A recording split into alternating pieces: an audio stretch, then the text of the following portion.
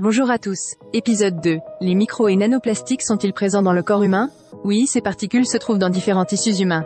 Les nanoplastiques peuvent être ingérés par des organismes dans les écosystèmes aquatiques, affectant les chaînes alimentaires. Leur accumulation peut avoir des effets néfastes sur la biodiversité et la santé.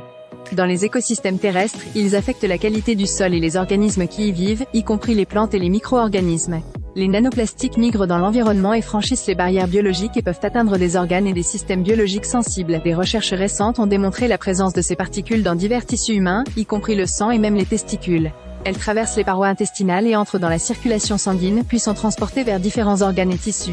Leur petite taille permet une interaction directe avec les systèmes cellulaires, ce qui peut provoquer des effets toxiques. Voici un résumé des connaissances actuelles sur ces découvertes. Ces particules ont été détectées dans des échantillons de sang humain. Elles franchir les barrières biologiques après ingestion ou inhalation et entrer dans la circulation sanguine. Leur présence dans le sang soulève des inquiétudes quant à leur distribution dans tout le corps et leurs effets sur la santé. En effet, des micro- et nanoplastiques ont été trouvés dans divers tissus humains, y compris les poumons, le foie, les reins, les testicules et les intestins. Leur présence peut provoquer une réponse immunitaire et potentiellement endommager les cellules et les organes.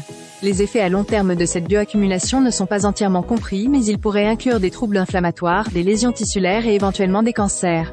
De nouvelles recherches spécifiques ont montré que les nanoplastiques peuvent atteindre les testicules chez l'homme et altérer la fertilité.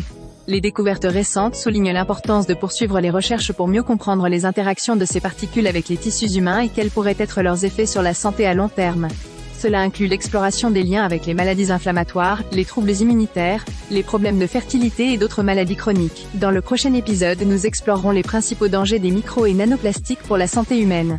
Veuillez partager ces vidéos avec vos réseaux et connaissances. En effet, il s'agit d'un danger qui nous concerne tous et qui nécessite une action collective. À bientôt.